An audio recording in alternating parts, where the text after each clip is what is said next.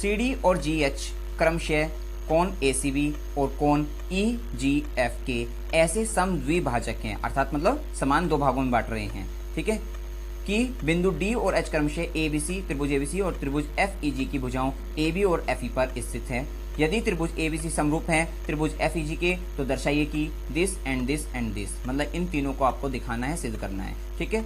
तो सबसे पहले हमने इसको क्वेश्चन को पढ़ा है, तो उसमें सबसे पहले ये वाली बात हुई थी कि सी डी और जी एच जो है, सी डी क्या है, ये है सी डी, ये जी एच क्या है, समद्विभाजक है किसके, कोण के, कोण के समान, समद्विभाजक का मतलब क्या होगा, कोणों को समान भागों में बांट रहे हैं, ठीक है ना, तो किसके, ए सी बी और ए सी बी, मतलब इस पूरे कोण के और इस पूरे कोण के समद्विभाजक, मतलब ये जो कोण होगा वो बराबर होगा इसके। तो सबसे पहले आप ये लिख लीजिए, ठीक है। और एक चीज और दे रखी है इसमें, समद्विभाजक वाला मेन दे रखा है और एक ये दे रखा है समरूप की स्थिति, ठीक है। तो दिया है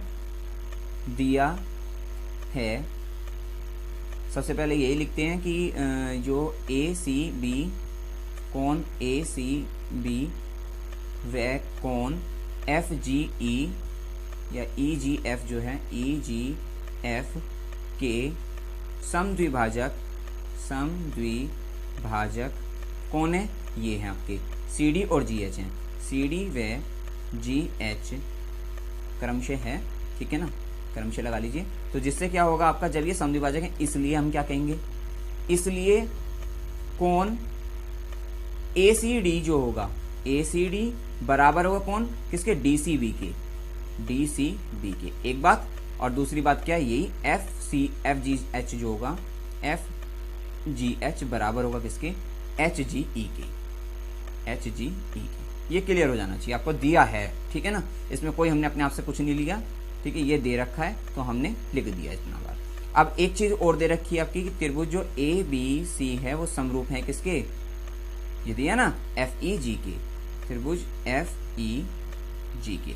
ए बी सी देखो, ए बी सी ये पूरा बड़े वाला पूरा जो त्रिभुज है, और एफ ई जी ये भी पूरा, इसका मतलब जब ये समरूप है तो ये जो कोण होगा वो इसके बराबर होगा, संगत कोण ये कोण इसके बराबर और ये पूरा कोण इसके बराबर होगा, क्लियर है, मतलब कोण ए बराबर कोण एफ के होगा, ठीक है ना, और कोण बी बराबर आपका किसका होगा, कोण ई के, और आपका कोण सी बराबर कोण जी के होगा, ठीक है। जो दिया हमने लिख लिया। अच्छा, अब बस आपका हल देखते हैं, इसको सॉल्यूशन किस तरह से करेंगे, देखिए। तो सबसे पहले वाला देखिए फर्स्ट पार्ट को, कि इसको कैसे करेंगे। ये है सी डी जी एच, पहले देखिए सी डी कहाँ है, सी डी यहाँ पे है और जी एच यहाँ पर है, ठीक है। ए सी एफ जी, ए सी यहाँ पे है, एफ जी यहाँ पे, इसका मतलब कौन से त्रिभुज की बात हुई, बात हो रही है सिर्फ इस वाले त्रिभुज की, ठीक है, ए डी सी की और एफ एच जी की। तो हम ले लेंगे त्रिभुज A B A D C व, ठीक है, त्रिभुज एफ एच जी में, ठीक है।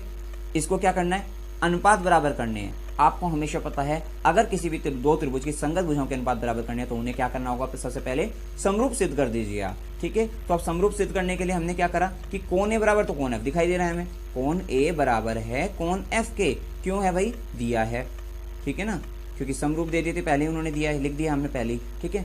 चलो अब क्या होगा, एक बात तो हो गई, दूसरा क्या होगा, ये भी तो दे रखा है बराबर, ये जो कोण है इसके बराबर दे रखा है, क्योंकि अभी हमें पता है कि कौन सी, पहले ये पूरा लिखिए आप यहाँ पे कि जो पहले ये लिख दिए ए सी डी जो है, कोण ए सी डी बराबर है किसके, कोण एफ जी एच के, कोण एफ जी एच के।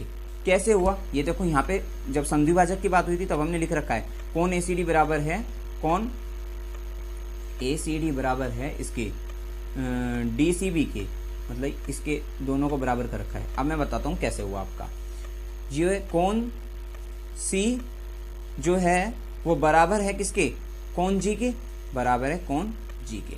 इतनी बात क्लियर हो गई आपकी कि कोण सी कोण जी के बराबर है, ठीक है। अब हाफ ऑफ कोण सी जो होगा, हमने क्या करा, हाफ ऑफ कोण सी करा, बराबर कर दिया किसके, 1/2, इधर भी 1/2, इधर भी 1/2, हाफ ऑफ कोण जी के, ठीक है। तो अब आप देखिए क्या, हाफ ऑफ कोण सी क्या है, कोण सी का आधा, क्योंकि कोण सी जो है वो अपने आप में क्या था, ये आधा आधा ही तो था यहाँ पे कि ए सी डी बराबर था किसके, डी सी बी के, ठीक है। तो यहाँ से आप कह सकते हैं कि हाफ ऑफ कोण सी क्या होगा, ये हो जाएगा आपका ए सी डी, और बराबर हो जाएगा हाफ ऑफ कौन जी, किसका कौन से वाला लेना, कौन जी का आधा इधर वाला लेना है या इधर वाला लेना, क्योंकि त्रिभुज इधर वाले की बात है तो एफ जी एच को लेना है, कौन एफ जी एच को लेना है। ठीक है, इस तरीके से इसको आप ऐसे भी यहाँ पे जो कौन सी लिया तो आप ए सी बी ले लेते हैं यहाँ पे। ठीक है, ये ए, ये सी, ये बी, बराबर कौन एफ जी ई के, एफ जी ई। ठीक है ना, फिर उनका हमने आधा करा और उनका आधा क्या लिया ए सी डी और बराबर कौन एफ जी एच की।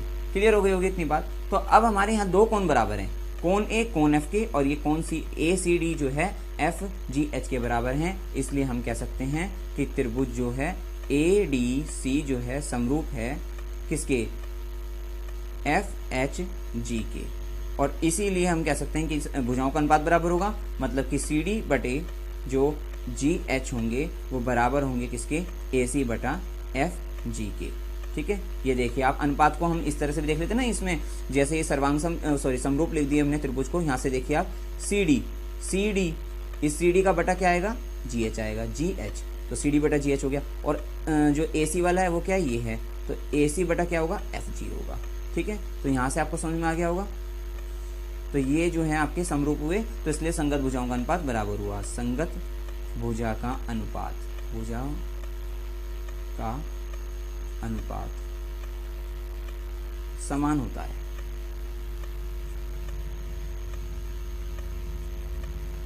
चलिए, इससे आपने देखा आपका ये पार्ट क्लियर हो गया।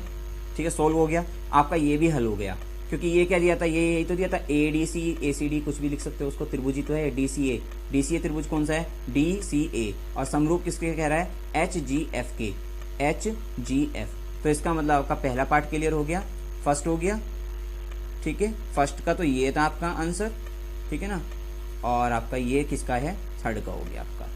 ठीक है, दो पार्ट एक क्वेश्चन मतलब ये एक करने से पहला और तीसरा जो है दोनों हो गए। अब रह कौन सा गया, सिर्फ ये दूसरा कि डी सी बी जो है समरूप है एच जी ई के। ठीक है, अब आप ले लीजिए दूसरा पार्ट जो है कि त्रिभुज डी सी बी जो है वो समरूप दिखाना है आपको किसके, त्रिभुज एच जी ई के।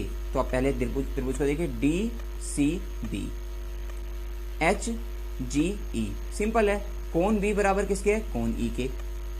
तो इस त्रिभुज इसमें व त्रिभुज इसमें ले लीजिए, ऐसा कर लीजिए कि कोण बी बराबर है किसके, कोण ई के। कैसे है ये कोण बी बराबर कोण ई, क्योंकि ये दिया है आपको। ठीक है, दिया है।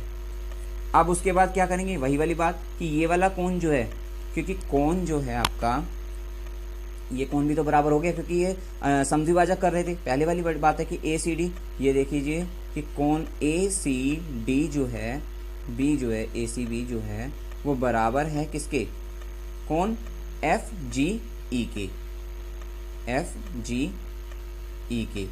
पता है ये तो, ठीक है ना, पूरा का पूरा सी जो है वो जी के बराबर है, ये है ना, इस तरीके से। अब इनका हाफ कर देते हैं, तो हाफ ऑफ कोण ए सी बी बराबर हाफ ऑफ, मतलब आधा कर दिया, बराबर एफ जी ई के। अब इनका जो आधा होगा, ठीक है, इस पूरे का आधा या तो ये वाली साइड या ये वाली साइड। तो हमें अब कौन सा त्रिभुज ले रखा है, डी बी सी, तो ये वाला, इसका मतलब ये वाली साइड ले लेते हैं हम। इसका हाफ क्या होगा, कोण डी सी बी जो है वो बराबर होगा कौन, इस वाले में ये वाली साइड एच जी ई के, कोण एच जी ई। और जब ये दोनों कोण बराबर हैं और कोण भी बराबर कोण ई के है, दो कोण बराबर हो गए इस त्रिभुज के, और जब भी किसी दो त्रिभुजों के दो संगत कोण बराबर हो जाते हैं तो तीसरा अपने आप कोण बराबर हो जाता है। इसलिए आप कह सकते हो, इसलिए त्रिभुज जो है डी सी बी जो है आपका वो क्या है, समरूप है किसके, त्रिभुज एच जी ई के। ठीक है, तो लिख सकते हो ए समरूपता कसौटी से, समरूपता कसौटी से।